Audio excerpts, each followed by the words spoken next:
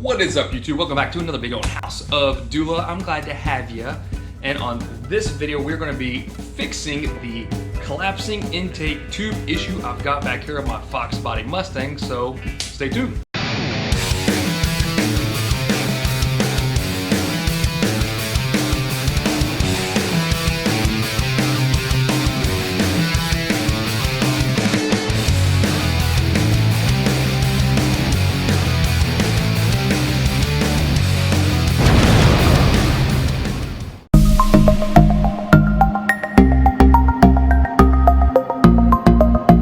Okay, so if you guys recall in the prior videos, especially when we took the car to the dyno, I had an issue on throttle tipping. So any kind of heavy throttle tipping, this guy is so thin, it just goes zoom, collapses, and actually is keeping air from the motor out. You would think boost would keep this open, but this is happening before we have time to build boost to push this open. So actually what's happening is you open the throttle blade really quickly,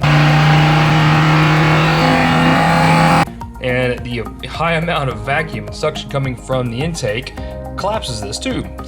And what happens is the car falls on its face until it slowly builds boost, or you let off the throttle and then it builds boost and then it'll balloon back out. But really the problem, guys, here is I had to use this elbow. This is the only one that I could find that fit my throttle body, because this is a 3.25 inch or 3¼ inch inner diameter, and this is the 3-inch inner diameter here coming out from the outlet pipe from the intercooler here. So this is like a 3-ply, and clearly it's not enough. You need like a 4 or 5 or even more. So this is very flimsy and it's just not doing its job. Now, I had intentions of taking this to a fabricator and having him redo this entire intake tube, really to get rid of this bend where it kind of gets it off the turbo, and it'll allow it to basically go right into it and be one solid piece. So he was going to rebuild this entire tube all the way down to the coupler in the inner fender well here that goes up to the intercooler. However, change of plans. Let me show you what I got here. All right, come over to my bench. This is what we've got here. Nothing special. I have another surprise that's in the car, but this is just an aluminum intake pipe. So this is 3-inch. This is a Vibrant Performance I picked up at Summit. It was like $20-something. So it's an aluminum, 3-inch polished aluminum, and it is a 90-degree elbow. And then what we've got here is a coupler, and I guess I want to open it right now, but this is a 3.25 to 3-inch coupler. So we'll be able to put this on that end of the coupler, and then hopefully put this one on just a 3-inch coupler. Now I know what you're thinking. Well, how are you going to keep the sliding off? And it's aluminum. What are you going to do, Mike? Let me show you. So I've been kind of waiting on an excuse to buy a bead roller, and I went ahead and got this one. This is a Woodward Fab bead roller kit. Now it is a kind of a do-it-yourself at home type bead roller, and it's vise. We'll bet we use this on the vise. But I wanted to basically get a bead roller for other reasons. I've built panels for this, and I've built panels for this. And I've had other use case scenarios where I really needed a bead roller. This is a plate that I built for the bottom of the gas tank on the Trino back in the day. I built the floor pans in the back of the Trino as well, and really could have used a bead roller to put some rigidity in it. So I needed one anyways. I just found an excuse to get me one. So we're going to open up this bead roller, and we're going to practice on some tubing, but what we're going to do is just roll a bead on both sides after I, cut this to length if I need to. And yeah, that is the goal for today. We're going to try to make this thing work and get rid of that coupler.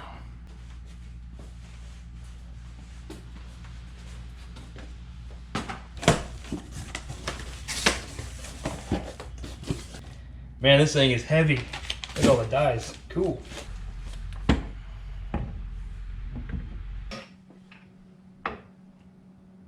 Alright, so here we have the machine mounted up to a vise.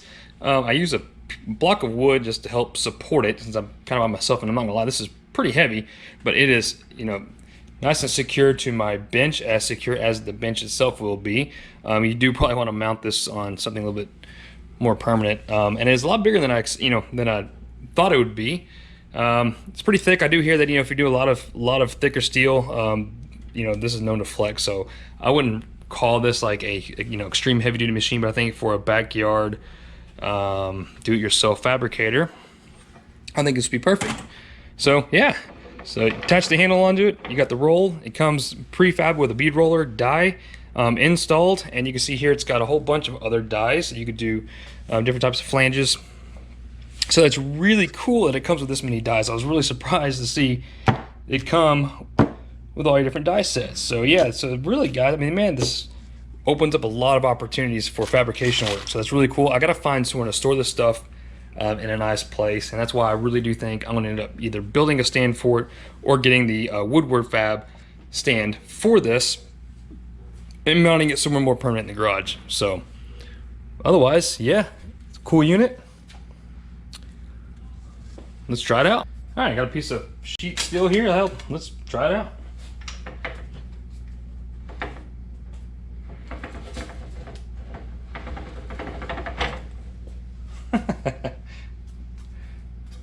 That's pretty neat.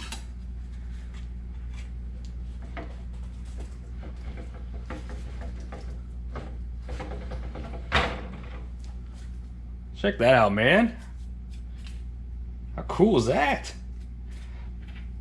I know sometimes, you can unlock this in the back, basically loosen up, and this is what applies tension on it. So you wouldn't want to go all at it with thicker steel. Something this thin, you can just roll in, put a little bit of pressure on this, and depending on how much pressure you have on this is going to depend on how deep your bead is, So we got something a little bit shallower, which is cool.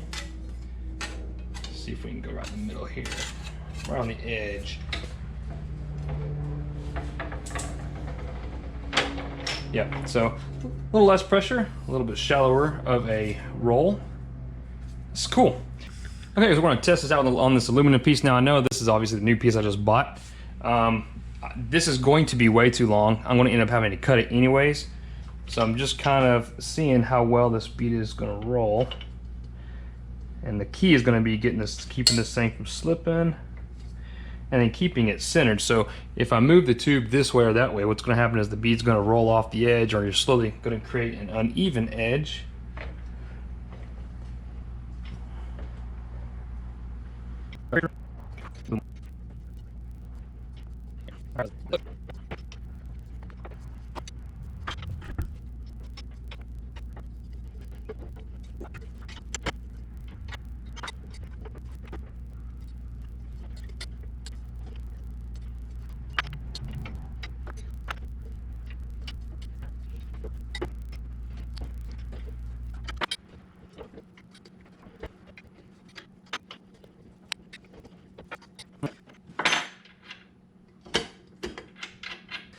Not too bad for a first time attempt. So you can see it's really difficult, especially on something with this kind of curve, to roll a bead in it without it wobbling on you. And all you have to do is start wobbling, and then you'll start walking your wheel left and right. You can see we're sort of walking here, but nonetheless, I have an aluminum tube now with a bead on it that'll hold the pipe. So that is pretty cool. It's not perfect. I guess practice makes perfect. Not bad for the first time, I guess, ever using one of these things. But yeah, I'll end up cutting this off anyways because I know it's going to be too long, but it's pretty good practice.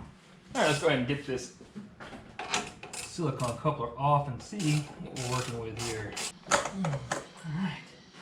All right, so what we're going to want to do is obviously make this transition as smooth as possible. Now what I want to do, we're going to have to cut it down here and here. The elbow's going to have to be much smaller, but let's go ahead and get the couplers on.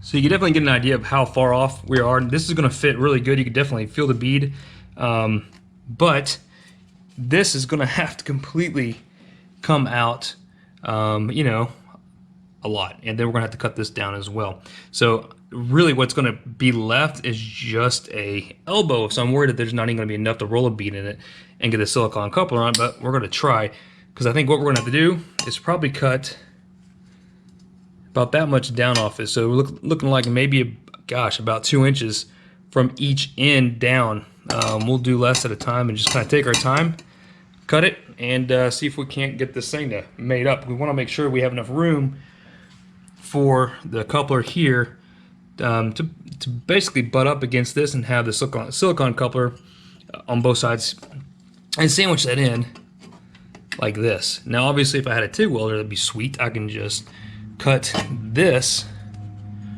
and then we'll weld this on here, and that may end up, you know, if this doesn't work, that's what I'll probably end up doing, but for now, let's see if we can't get this working. Okay, got a little piece of tape here on what I think I need to make the cut on the inside here, but check multiple times, right?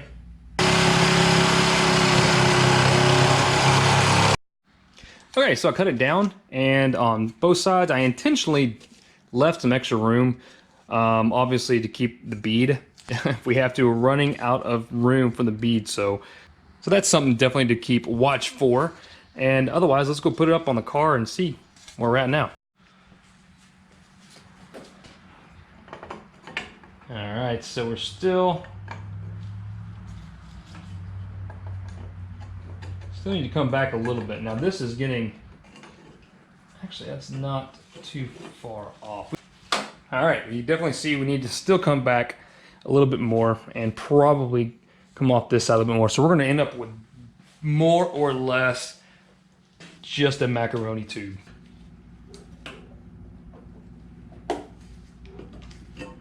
All right, I actually think that's gonna work.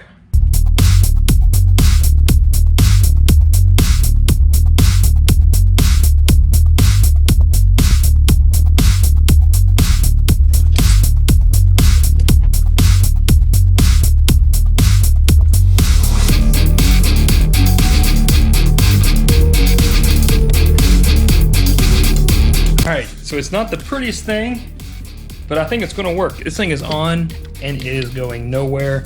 You can definitely see where we've hit the bead on this one, and it's really hard to see if the bead is on this tube or not. So hopefully this is in far enough, but it's not moving anywhere and it's much better. We've definitely solved my issue. We just need to get in a boost now to make sure everything's holding and sealing nice and tight. Yeah, so I also failed to remember that since I am creating an extra coupler here that I didn't get enough clamps. So I need to go get some proper turbo clamps instead of these stupid hose clamps here. So forgive me for using these right now. It is temporary. We need some actual turbo clamps on here and there. And yeah, then that's really it, guys. That was pretty easy, and it solved my problems. We're gonna have no collapsing issues now. And the only thing really left to do is just go for a drive. Go for a ride.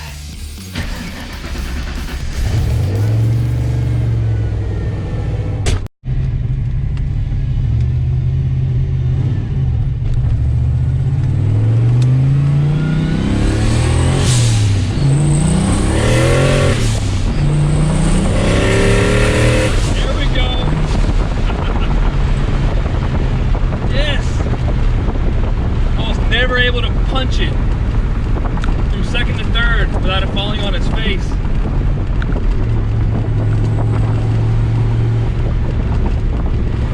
Alright. Problem solved, man.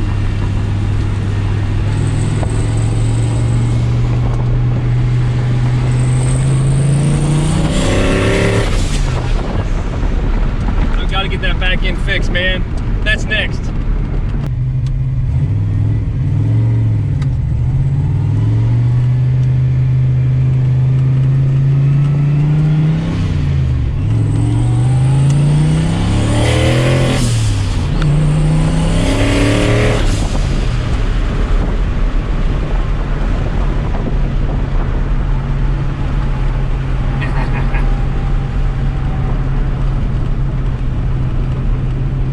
Not sure why, but I think the idle is a little bit higher.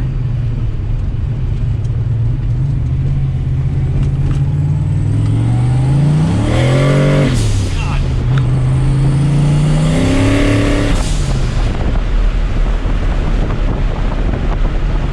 Throttle response is there, and it wasn't before, man. I'm telling you. That's actually a huge difference. Very cool.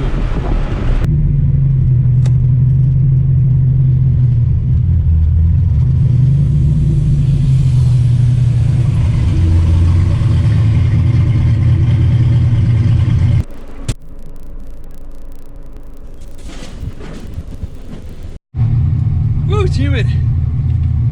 All right, put the AC on.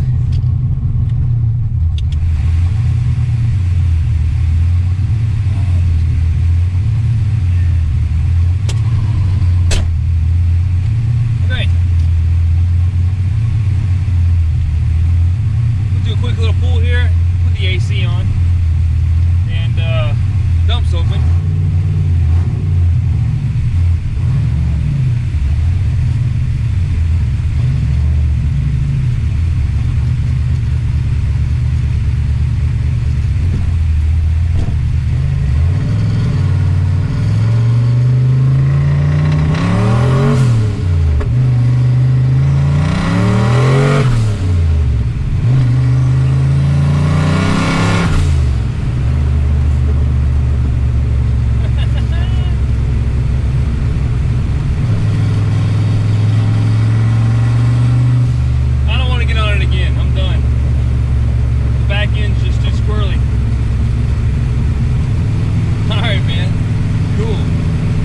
That's it. We solved the problem. The next time you'll see me, we'll be installing Team Z. Most likely Team Z. I haven't pulled the trigger on them yet, but I'm looking at the Team Z strip, grip strip series, whatever it is. It's got the relocated upper control arms, tubular double adjustable lowers, and it's got God, what am I thinking? Oh, anti-roll bar. Is going to give this thing grip. Then we can put on sticky tires and start braking transmissions. Okay guys, that's going to wrap it up. So we solved a problem today, or yesterday, and this car is completely different. The throttle response is there. Shows you how much that intake tube was really probably blocking a lot of airflow, especially on tip in. So the second and third shift is huge. We fixed that problem. It wasn't a tuning issue. If you watch the drag race video, if you go back, you'll notice that whenever I shift the second and third, the car bogs on its face. That was the issue. It's been resolved, so I can't complain because we are now just one step closer and one step moving forward on the car here. So that is awesome. And hey, this little Woodward Fab machine bead roller is super cool. I forgot to mention I did get this thing for I believe $160, $160 I believe at Summit. And for what I paid for it, I think it's going to be well worth it. I'll get some use out of it. I can't wait to bead roll some panels and stuff. So I'm looking forward to using this thing. And yeah, guys, go out there and have fun on your car. These things are so much fun. This thing's even more fun now, and it just gets more fun by the minute. Right now, I can't get on it. You can see in the videos when I wasn't really getting on it that hard because the back end was just kind of squirrely. We got into boost, but didn't really do any crazy hard shift or anything because every time I shift hard on it, the back end's moving around a little bit. So I've got a broken bushing, most likely. So that is going to be next. It has to be. We have no choice. And I'm not going to put junk parts on it, so I really am looking at the Team Z components. And that's going to be a fun install. It's going to be a major upgrade on the back end. But anyways, like I said, that wraps it up. Again, thank you so much for watching, and happy Labor Day weekend. It's Labor Day weekend. Who doesn't like 4-day weekends, right? 3-day weekends. I got a 4-day because I took Friday off. So guys, make sure to subscribe. You'll get updates whenever I post new videos out, and it's all nothing but Foxbody related right now. It's nothing but this. I do want to work on the Torino. I miss this little girl over here. We'll do more on it. And follow me on Instagram. And then, yeah, take care. We'll see you next time.